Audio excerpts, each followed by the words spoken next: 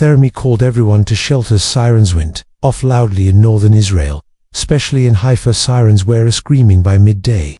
Israel cannot feel alarm. The sirens stopped, but it still felt like something was wrong. It was very clear that Israel was resisting Trump's ceasefire. In fact, Israel's defense minister Katz said, "We will respond strongly to Iran's Lightstat." He announced that he gave orders to the army to attack Iran. This was a direct challenge to Trump's ceasefire. Katz also said that Israel will target Tehran. He said, "We will launch strong attacks. We will respond. We will take revenge." Israel also claimed that 2 missiles fired from Iran were shot down by Israel's air defense system, but Iran denied all these claims. Iranian officials said none of this is true. They accused Israel of spreading false news to prepare for an attack on Tehran. Iran said that it is following the ceasefire and has not sent anything to Israel. No missiles, no drones, nothing. They said that Israel is spreading false news to make it look like Iran attacked it so they can break the ceasefire in this way. Iran basically complained about it to Trump. After this, Trump got angry. He started swearing and using bad words. Trump said,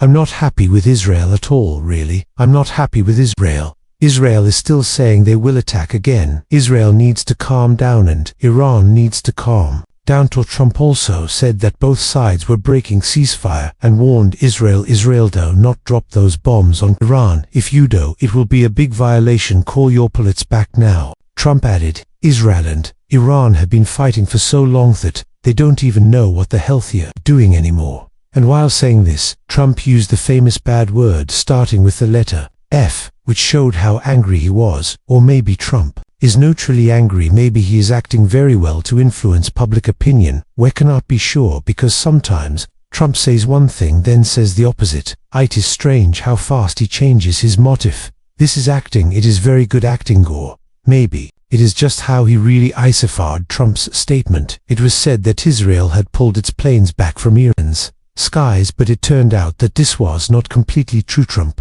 called Israeli Prime Minister Netanyahu on the phone after the call, said Israel will not attack the ceasefire, will continue, all planes will return, no one will get hurt. But sources close to Israeli intelligence report that Netanyahu resisted Trump. According to these reports, Netanyahu told Trump, "No, we must attack, we will take our revenge." But in the end, Trump supposedly convinced Netanyahu Israel had planned a large attack and had already sent many planes toward Iran. But after Trump stepped in, Israel reduced the attack and only carried out a limited strike on Tehran. Right after this attack, 2 explosions happened in Tehran. Israel hit Iran's radars. It was also reported that the commander of the Basij forces was skilled in the attacks. Later this news was confirmed. Trump, trying to keep the ceasefire alive, said in the afternoon that he does not want regime change in Iran. But just the day before, it was Trump himself who said regime change in Iran might be possible. Trump had said, if it is good for Iran, why not? Maybe regime change could help Iran become great again. These were Trump's own words. No one else said it. But today Trump seemed to deny his earlier words. He said he does not want regime change in Iran. Trump spoke on Air Force One, the presidential plane, while flying to the last NATO summit. He said if there is a regime change, chaos could happen in Iran. War do not want chaos. We do not want regime change either. Most likely these new words from Trump are part of some deal with Iran. When the Iranians heard this, they probably felt relieved. They might think that Trump is now giving a guarantee to protect their regime. The current government in Iran. We look at where things stand. Now today is not over yet. While we are making this video, the day is still going. Don't know what will happen next when you have Trump involved, a far-right leader like Netanyahu, and Iran's ideological regime. Anything can happen, but looking at what has happened so far, it seems that everyone who thinks logically actually wanted a ceasefire. Israel needs the ceasefire. Iran needs it too, and maybe, at least at this point, this also needs it. Iran wants the ceasefire because it no longer has the strength to continue the war. It has become very weak. If the war had continued for just a few more weeks, Iran's infrastructure could have been destroyed. If Israel had hit a few refineries or a few energy facilities, list is long. They could hit many targets. The airspace had almost become wide open. Also, Iran's missile stock is getting low. Their missile launch rate and strength are going down. This is a country being constantly attacked. From there you can't just fire missiles. You have to hide and launch from here. And there are also key people in Iran's region, especially Qom, were under threat at any moment. Important people could have been killed according to Iran's Ministry of Health. More than 600 Iranians have been killed in Israeli attacks. Most likely there are more deaths not yet counted in the official numbers. The number of injured has now passed 5,300 on the Iranian side. These are very big numbers. If the war had lasted just 10 more days, the death toll on both sides in Iran would have gone up a lot. So Iran was ready for a ceasefire from the beginning, in fact. I listened to Vice President J.D. Vance today in his live speech. He said, Iran's air defense system is completely gone. They couldn't defend their country. They had no weapons or equipment left to protect themselves. Iranians were ready for an agreement. They have this habit. They say one thing to us and say something else in public. On the other hand, the cost of this war for Israel has become too much to handle. In just 12 days, military spending past $10 billion. A huge amount. If the war had continued for another month, Israel would have spent more than its entire annual defense budget in just 5 months fighting Iran. We are talking about 30 to 40 billion, and that's not counting the destroyed buildings, burned cars, and a stop at economy. This number is just the cost of fuel for the planes, weapons, bombs, missiles, and shooting down Iran. Israel's losses could have passed $50 billion in 1 month. But how will pay for this $50 billion is a huge amount, especially for a small country like Israel. Some of the cost would be paid by Israel, and some by the US. Many Israeli economists have already started complaining. They said, end this war now. It is damaging the economy too much. This war is too expensive. More important, liprams have also started inside Trump's team. Some MAGA supporters are attacking Trump. They are saying this is Israel's war. Why are we involved? Why are we fighting Iran? Let Israel fight its own war. We should not be paying for this war, and we should not be sending weapons. If it's Israel's war, let Israel fight it. They also told Trump, you promised peace, but you are dragging us into a war. This has put Trump in a very difficult position. Trump and Israel have a very special relationship. Maybe Trump would do anything for Israel, but he has to limits first. If his own party supporters turn against him, he cannot handle that, because Trump is a populist leader. Without popular support, he knows he can't stay in power. Second, money. Israel is burning through money very fast. Trump says, don't do this, don't want money like this. There are other ways. Let me handle it. This situation is really upsetting Trump. In other words, US side also probably now feels the need to stop the war, at least for now. These factors made this pause in theater happen. Trump says, we have brought eternal peace to the Middle East. But this is just talk like a fairy tale. You can't trust what Trump says so easily. If Dan changes his words in the morning, he says one thing, and in the evening the opposite. We need careful analysis to understand his real policy. Just 2 days ago, Trump said regime change in Iran might be good. Today he says, we didn't want regime change in Iran. Butavarian knows they really do want it. We'll work for it in the long term. Saying we have brought eternal peace to the Middle East is just too manipulative opinion. Let's also remember this does want regime change in Iran. If Iran stays under control, if its ballistic missiles are removed, if its nuclear work stays limited, if it can be weakened sometimes with small wars, then US is happy to keep the current regime. Why? Because it would stay weakenable to hurt Israel or the US, but still looks strong enough to scare the Arab world. That helps the US keep of the region. In that case, Putin would prefer the current regime to stay, and would not want a new government in Israel. There is a loud minority and extreme group, like a car with its brake stuck ready to break down at any moment. These people don't think with logic, real politics or geopolitics. They think with religious politics. They want to attack Iran, Yemen, Syria, Lebanon, Gaza, the West Bank. They always want to attack and expand. Netanyahu also partly thinks like them. Netanyahu believes this is Thukus moment for Iran. Iran has lost some of its proxy forces in the region, in Syria, in Lebanon, even Hezbollah. Ivory weak now, Netanyahu says. We have also destroyed Iran's air defense. Iran is about to fall to its knees. And in Netanyahu's view, Trump is making a mistake. He thinks Trump is letting Iran escape. We should have finished Iran with one final strike, but Trump didn't do it. The far right in Israel also thinks this way. They believe they missed their chance to Destroy Iran. Trump, Ceasefire, have completely destroyed Iran's nuclear program. At least that is what he says now. But what he will say tomorrow, don't know, and we don't even know if really believes what he is saying today. Netanyahu for sure does not believe it. Second, the problem is not just Iran's nuclear program. Iran still has a very strong ballistic missile.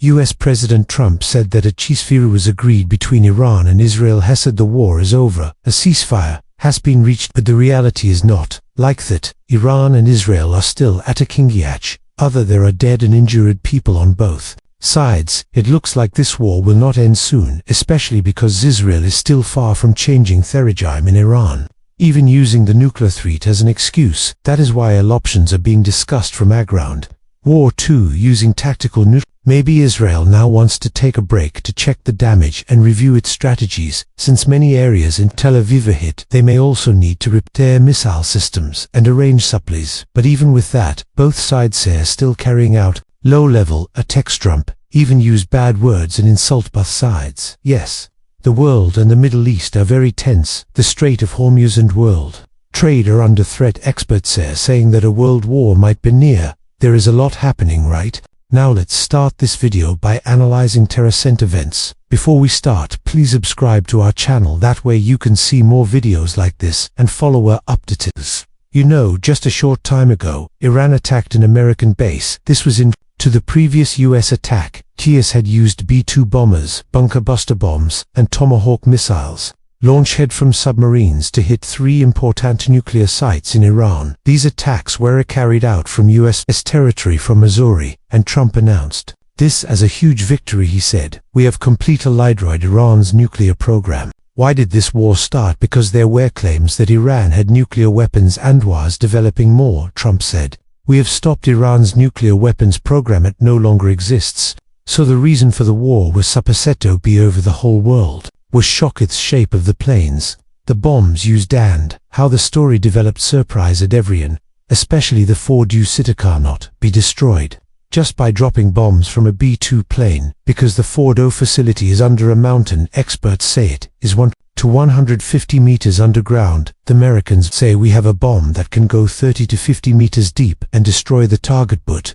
technically going deep enough to reach those nuclear sites under the mountain is not possible, because these are hidden at least 80 meters under is too deep for a bomb. Even a 15 to 16-ton bomb would not be enough. Maybe a tactical nuclear weapon could work. Using one would be very risky. The last time a nuclear bomb was used was in Japan about 80 years ago. If the US used only today, the world would be shocked, and Russia might send one to Ukraine or China to Taiwan. This could start the end of the world. Even if Israel pushes for it, the American government is not ready to use a nuclear weapon right now. There is also another detail in this story. A few days before the US attacks, satellite photos were taken of the sites. In those photos, you can see many trucks. It looks like they were moving enriched uranium and important equipment out of Fordo, and the other site is it is impossible for the Americans to destroy the Fordo facility. The Atomic Energy Agency also said there was no nuclear leak, and Iran denied the attacked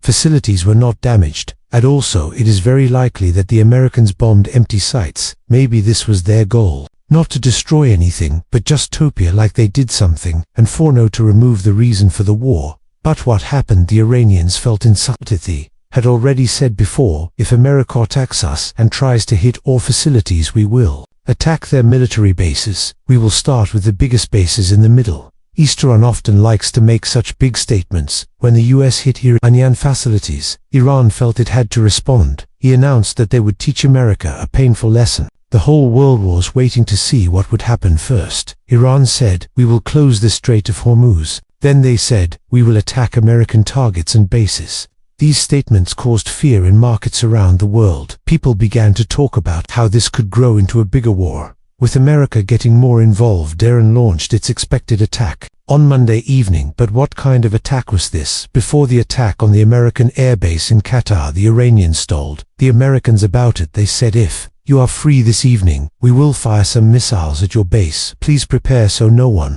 gets hurt, move your planes away, we are going to fire missiles. This is not a joke, it really happened actually. This was not the first time Iran did something like this in 2020. They did the same thing. They told the UST would attack a base. The Americans, the base Iran attacked, and no one was harmed. Trump even explained this back then. Iran warned us. They attacked Hukadone, empty base. Now they did the same again. According to reports, this time the US, Iran and Qatar even coordinated the attack. Before the attack, the US moved its planes and important equipment from the base. For example, they sent planes to Saudi Arabia. Iran also did its part. They sent old low-tech missiles to the US base in Qatar. They didn't use their famous advanced missiles. They sent the same number of missiles as the bombs America had used earlier, but the missiles were low quality. The US said here, air defense system to shoot them down, one by one very easily. The missiles were destroyed in the air. One missile went off into an empty area, and they just let it fall so Iran could say it had taken revenge and shown it strengthened. The US protected its soldiers and planes. Very strange, right? The world's strangest missile attack. The US bombed empty Iranian facilities. Then Iran warned before attacking so no one would get hurt, and fired at an empty US base. Iran even called Qatar the noblest people in the world and a brother and neighbor country, but who fires missiles at their neighbor and brother. The Qataris also played their part. Very wealthy said, we condemn this attack, we keep our right to respond. Very good acting, Oscar-level performance. The US President Trump also thanked Iran. It. Thank you to Iran for the early warning, which helped make sure there were no deaths or injuries. Iran had fired missiles at an empty base, and all of them were easily destroyed in the air. You may remember, Iran did the same thing in 2020 with an American base in Iraq. They later said, we taught America a lesson. In short, in the last 2 days, first, the US bombed empty Iranian facilities with big planes and missiles. Iran, using the same number of missiles, attacked an empty US air base in Qatar. We will talk more about this detail later. We will come back to it. First, let's talk about what happened today and what might happen tomorrow. Recently, Trump announced that a ceasefire was agreed between Iran and Israel. He said the ceasefire will last for 12 hours. It will start in 6 hours after that. The war will officially be. Trump also said, Israel came to him and Iran came to me. They both asked for peace. At the same time, on Truth Social, Trump wrote, congratulations to everyone, a full and complete ceasefire agreement has been reached between Israel and Iran. Speaking to NBC News, Trump said, I think this ceasefire is unlimited. It will last forever. Peace has come to the Middle East. He also said, God bless America, God bless Israel, God bless Iran, God bless the Middle East. He got very excited and added, God bless the whole world. Trump talks like a storyteller. He has a very interesting style. At the same time, Iran's foreign minister, Abbas Araghchi, said that there is no agreement for a ceasefire or to stop military actions with Israel. So the Iranian minister denied what Trump said, but the Iranian minister also added, if Israel stops attacking, we will also stop. Didn't start this. Or if they stop, we will stop too. Trump talked about a ceasefire, but right before this announcement, both Iran and Israel were still attacking each other. One of the missiles fired from Iran hit a 7-story building in Beersheba in southern Israel. At first, 3 people were reported dead. A few hours later, the death toll rose to 7. So with one hit, Iran killed 7 Israelis during the night. Israel also attacked and bombed 4 buildings in Iran. They killed 9 Iranians. Among them was a new. The early morning, Iran said it accepted the ceasefire that Trump had announced. Around the same time, Trump said the ceasefire officially started, but until that moment there was no response from Israel. Trump also claimed that the ceasefire between Iran and Israel was achieved thanks to the B-2 bombers. He said, we couldn't have reached today's agreement without the skill and courage of our B-2 pilots. Headed everyone who took part in the operation, made a big contribution. So what does Trump mean? He is saying he hit Iran hard. They saw what could happen to them. They had no choice but to come to the table. Why is Trump saying this? Because channels like CNN and other opposition media criticized him. They said, you only bombed an empty site. And you think we will believe that? While we were preparing this video, Israel also announced that it accepted the ceasefire statement from Israeli Prime Minister Benjamin Netanyahu's office. Said, the existential threat from Iran has been. In other words, Israel is saying, we no longer have a reason to attack Iran. Netanyahu's office also said that Israel accepted Trump's ceasefire proposal. They also thanked Trump for helping to remove the threat after this announcement. Israel reopened airspace 2 flights at the same time. German Chancellor Merkel supported Trump's call for a ceasefire and asked both sides to follow it. Russia, however, is a bit doubtful about this. They hope the ceasefire will continue, and also said, "We hope it is a real ceasefire." So the Russians are not sure. They think it may not last. Israel accepted the ceasefire, but shortly after this, the Israeli army said that Iran started a new missile attack in Israel. The army claimed that new missile